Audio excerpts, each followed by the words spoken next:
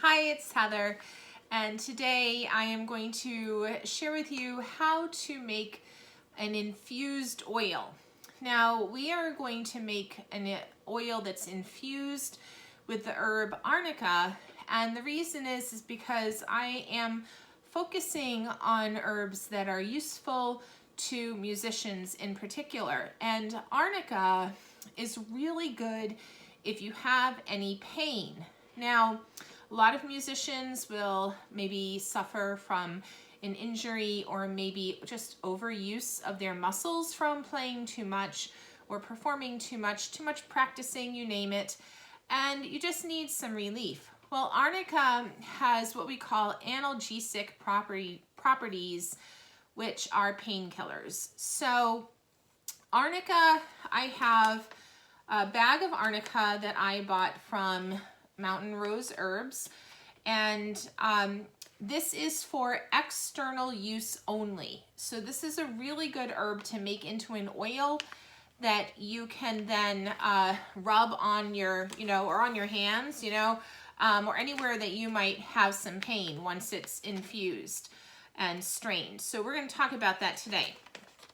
Now, this Arnica is very expensive. And it can also be difficult to get your hands on. I finally was able to get some, and it was still in stock. So I ended up getting the smallest I could get, which was 1 ounce.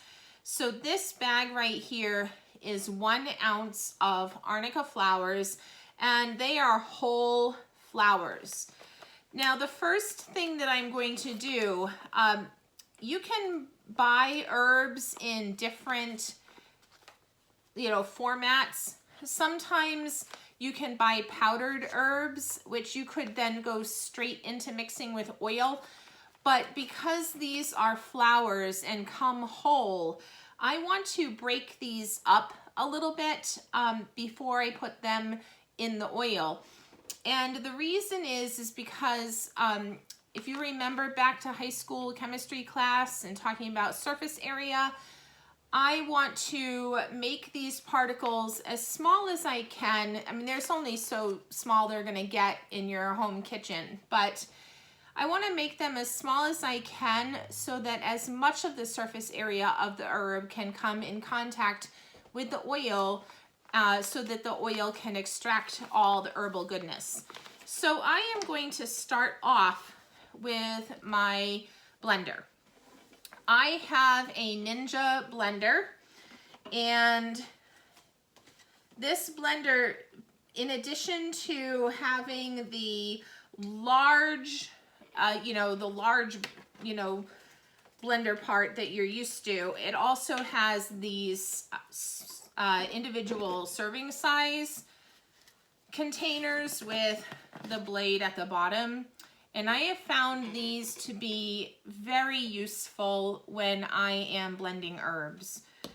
So I am going to take this 1 ounce of Arnica. It might not all fit the first time, that's okay.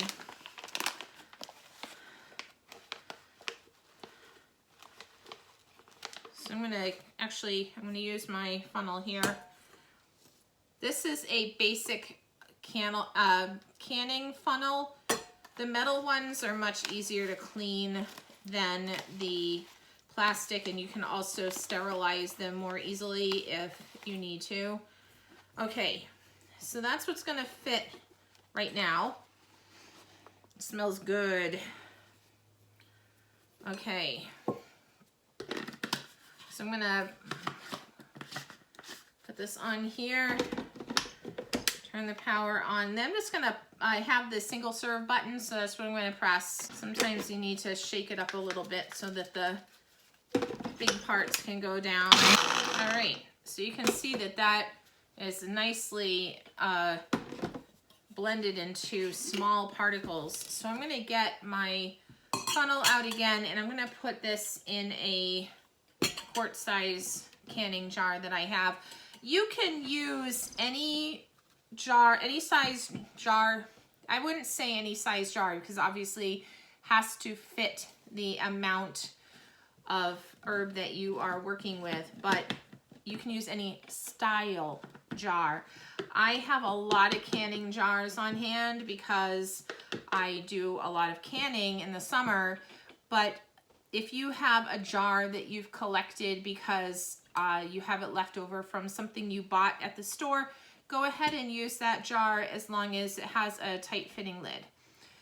So this funnel will just help to collect the mess, you know, make sure it goes into the jar.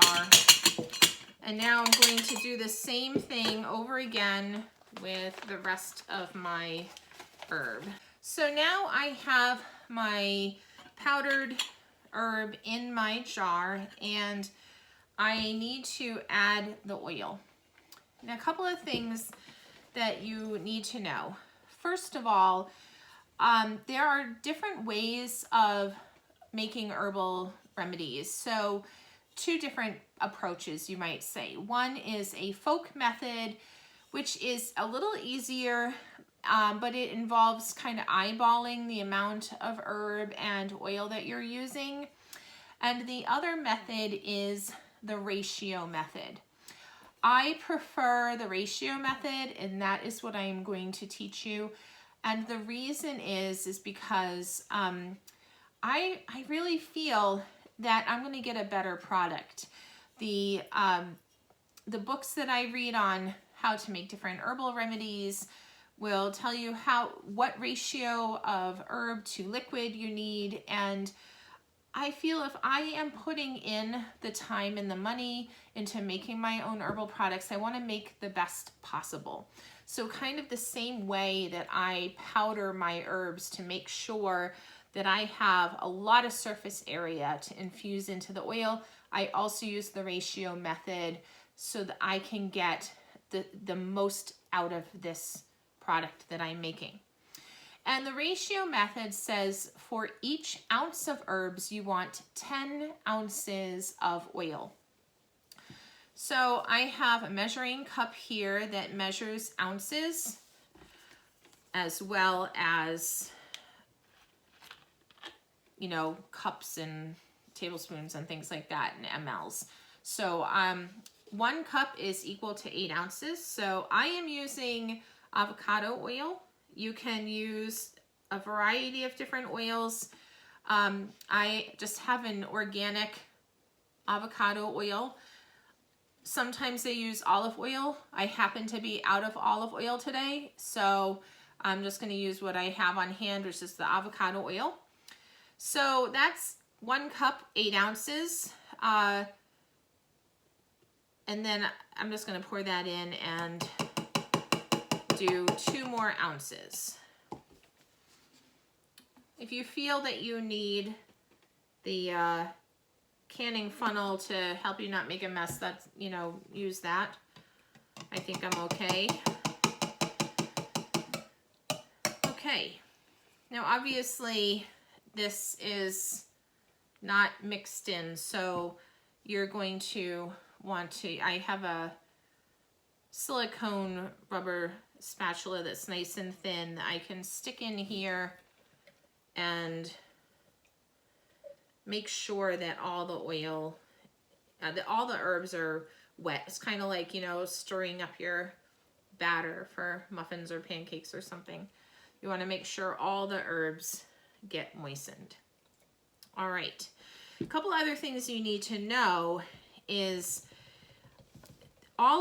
when you put something in oil like this, you are creating an anaerobic and a basic, like from a chemical perspective, like from a acidity level, this is a basic mixture, right? Because oil is not acidic. So because of this, the anaerobic environment and the lack of acidity can create a situation where botulism spores can grow. So you want to make sure that you're using dried herbs. If you are using dried herbs, then you do not have to worry about botulism. And And also, you know, if you think about botulism, it's like, oh, that's a scary word, but botulism is everywhere, okay? If you eat plants, which you do, you eat vegetables, there's botulism on the plants. That's just how it is. You know, it's in the soil, it's everywhere.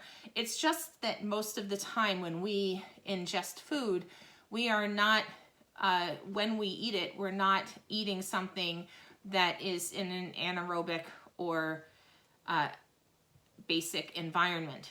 Unless you're eating like canned vegetables like carrots and peas and things like that. But most of those are canned in, you know, I'm going on a rant here. Not really a rant, but you know, you usually buy those professionally canned at the store, right? But if you are making them yourself, you need to follow very specific, careful instructions in order to can them safely, okay? That's another video on canning, okay? But the situation here is just that you need to use dried herbs. There are ways to use fresh herbs, but I'm not going to cover that in this video. Just for now, stick with dried herbs with your oil so that you have a safe environment for the herbs to infuse into the oil. Okay, I'm gonna put this over here. All right, and here's my tight lid. Now, there's my jar with my herbs and my oil.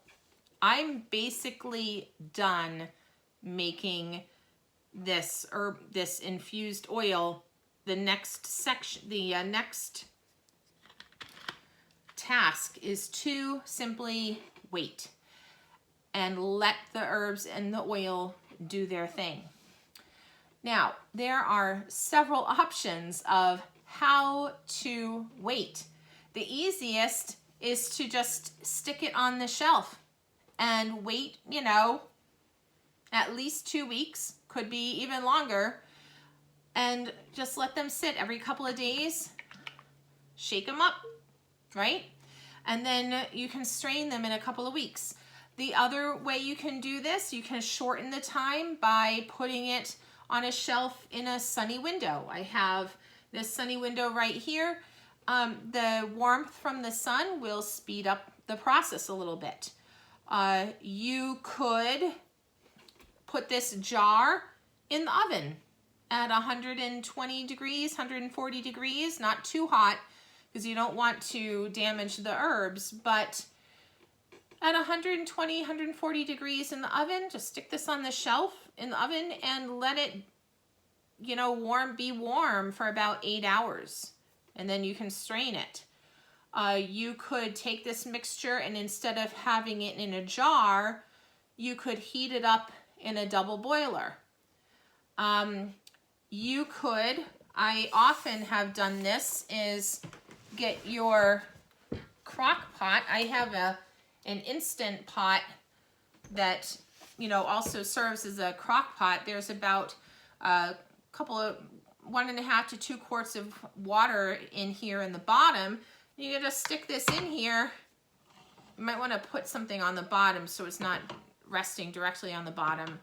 But just let that simmer. Leave the lid off because this is too high for the lid on this crock pot. So you want to leave the lid off, but just put it on warm and let it sit there for, you know, 8 hours or longer if you want. You could do overnight.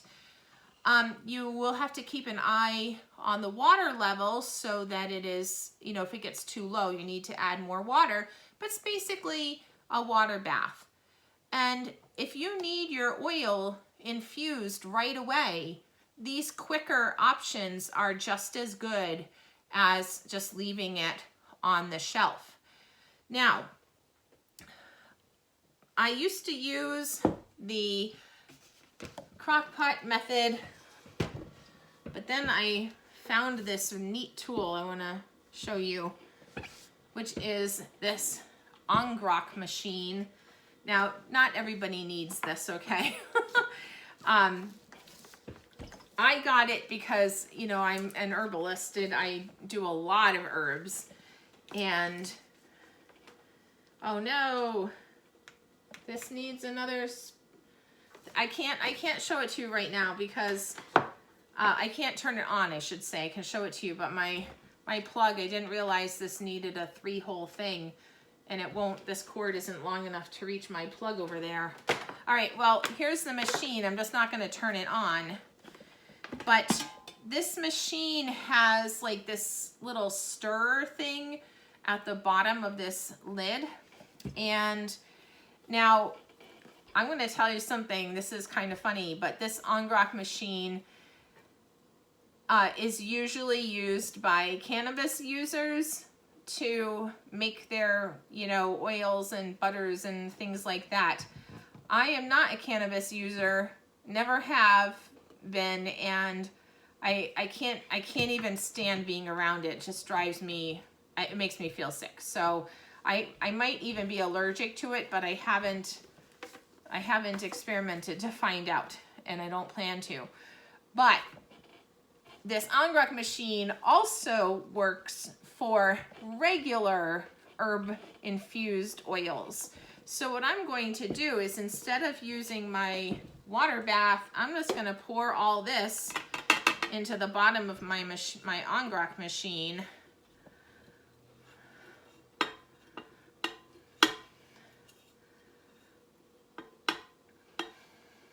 And you know, I'm gonna lose a tiny bit of product because I didn't put it directly into the machine. If I wasn't doing this video, I would have put it right in here instead of using this jar. But that's okay.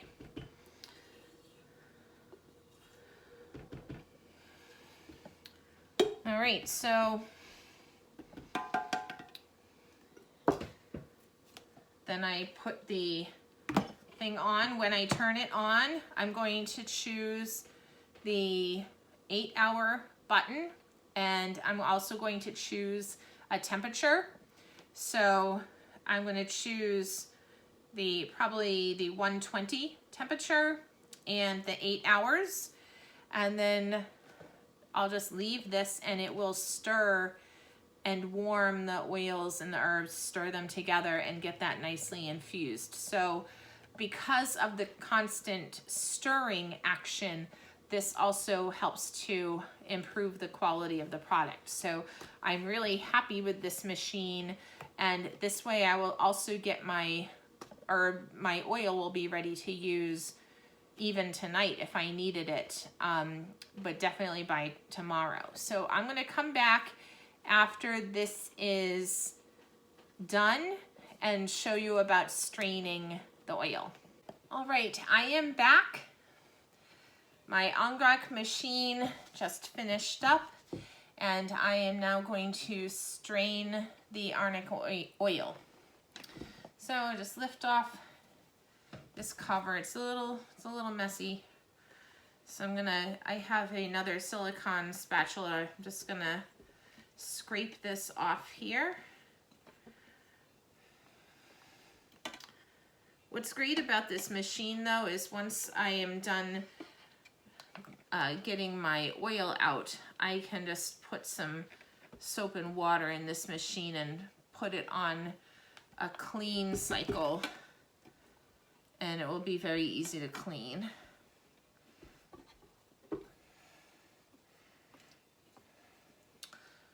Okay, I'm just gonna put this down here, and oh, I gotta set this up first. I have a nut milk bag. You can get these at your local health food store. They're usually used for making, you know, nut milk, like almond milk.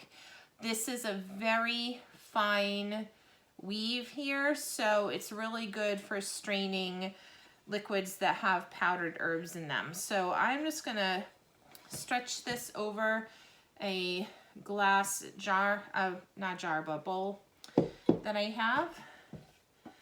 And I'm gonna get this into here. All right, I think that's all I'm gonna get out of there. Now, I'm just gonna strain this out. And you want to squeeze this out.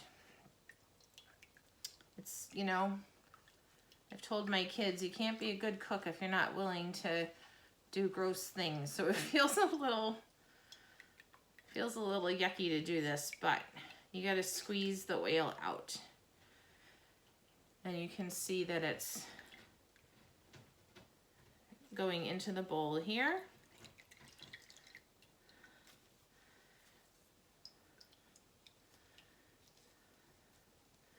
These nut milk bags are great. They clean very easily, and just with some soap and water, you know, you're ready to use them again.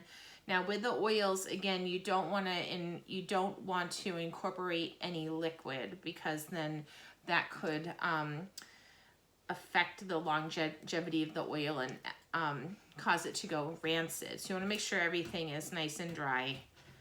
But once the nut milk bag is dry, it's ready to be used again. All right, that is thoroughly squeezed out. My hands are a little messy. I'll wash them after I'm done here. And there you go. There's my strained arnica oil. I'm going to put that in a jar, which I didn't bring over here, but I'm going to grab a jar. But that's how you make arnica oil, Arnica Infused oil. So I put my arnica oil into a canning jar, and now it's time to label it.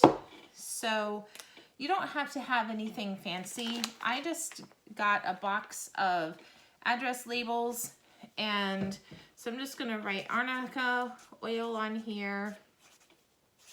And you can put the date that you made it. So today is February 9th, 25. And there you go. If I have a label that's already on the jar, like this one had previously been used, so I'm just gonna cover up that old label, and there you go. Now, arnica can be combined with other herbs to enhance the pain relieving qualities and muscle relaxing qualities, and have like an all-in-one oil, like a I don't remember the I don't remember the brand name, but I want to say hot and spicy, but I know that's wrong. Hot and cold, something like that. Anyway, you can blend this with other oils, but what I like to do is make all my herb oils separately and then combine them later if I want to. So I might make a cayenne pepper oil and have that in a separate jar, and then eventually combine them together in the amounts that I want. This can also be made into a salve by adding beeswax, but that is a video for another day. So there's the Arnica Infused oil. Let me know if you have any questions. Leave them in the comments.